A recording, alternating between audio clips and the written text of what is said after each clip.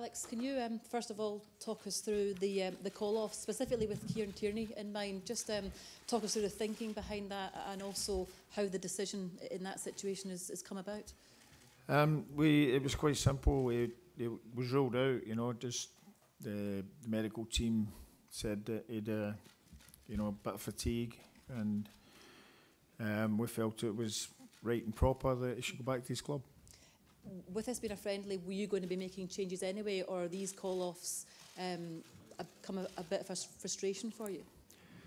Well, they're always a frustration, the call-offs, but yeah, we were looking to maybe change the personnel and have a look at being adaptable again. And unfortunately, we lose a few guys, but it gives other people an opportunity, and it gives us a chance to bounce back from a bad result in Thursday night.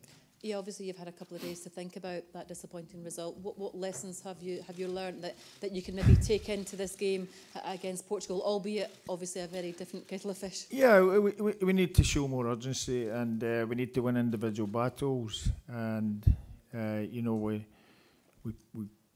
the other night we started okay. Well, we didn't start okay. We started quite poorly actually, and we came into the game. We gradually came into the game, got the penalty, and finished the game managing it out quite well.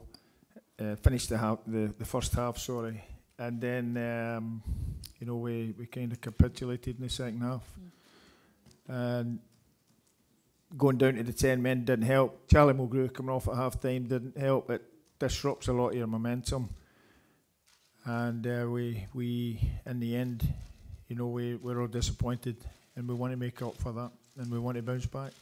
Obviously, you came in for a fair bit of criticism off the back of that, which I think you alluded to that you'd be expecting to in the press conference after the game. How do you respond to that? It's been forever. It's I've played with the national team. I know what it's like when you lose, and we lost many years ago in France, 3-0, and we get battered in the press, and so if we can be at that level, we know that it's going to be quite heavy at other levels when it's games that people expect us to win, but at the same time, that's our grouping and that's our stance at this particular time of our history.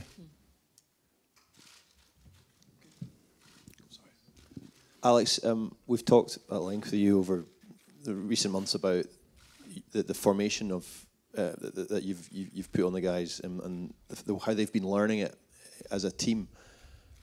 With the call-offs you've had, and obviously the back three that started on Thursday are all out, are you of a mind to change that on Sunday and maybe go 4 at the back? It's a secret. I guess with the personnel, you've only got three centre halves, recognised centre halves in the squad. Is that an option? Yeah. Listen, we in the course of the 3 at the back, that is getting a lot of discussion over the past few games. We've now played 2 competitive games with that system. We've won 1 and lost 1. We know how to play back 4. We have changed the system. In Hungary, we changed it in one of the other games, I think maybe in Mexico City. So, we've got the capacity to change it as well. Andy Robertson mentioned after the game the fact that he and Kieran are learning how to play in that situation. Now, Kieran's obviously not going to play tomorrow, but did what Andy say, did that concern you slightly, that they maybe don't feel comfortable as yet in terms of where they're going with that? I don't think so, because it's a kind of natural position for Andy, maybe slightly less so for Kieran, but the same principles are there.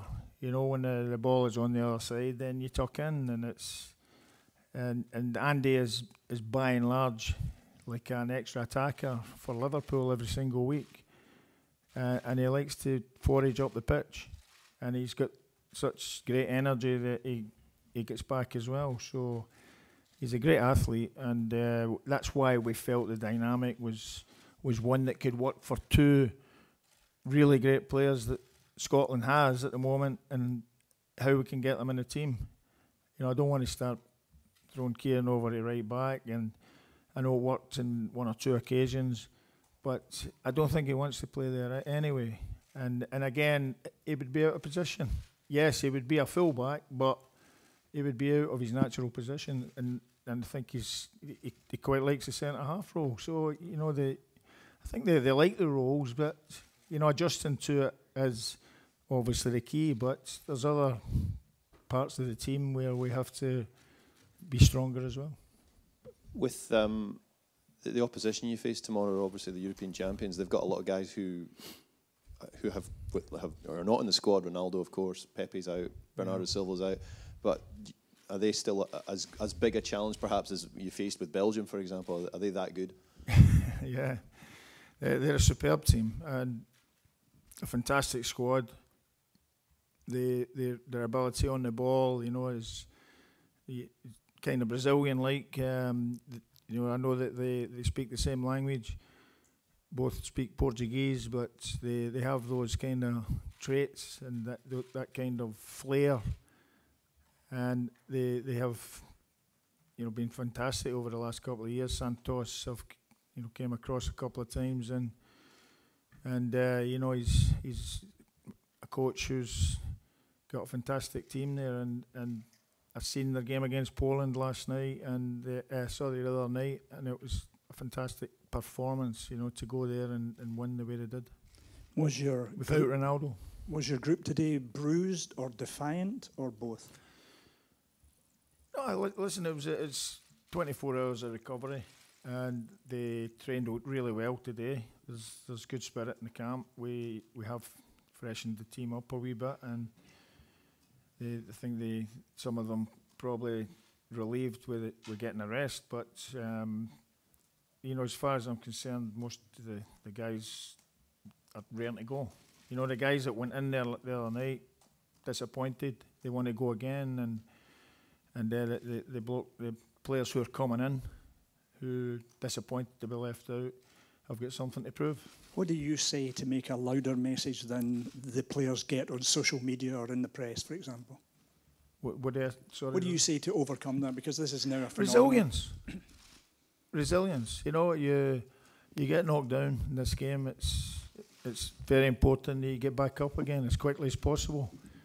And you have a lot of setbacks in your career, but it's a wonderful game. It's a wonderful job, and it's you know, you learn every day, and you don't win every day, but we're all striving to you know, get a winning formula, and get the players to a certain extent to enjoy what they're doing, you know, and don't see it as a challenge, you know, a real hard challenge. It would be really exciting if they perform to their top level against Portugal and get a good result. Alec, can you just say a few words on the guys that you've called up, especially obviously Michael Devlin with his first time, and Gary Mackay-Stephen, who's not been in for a few years as well?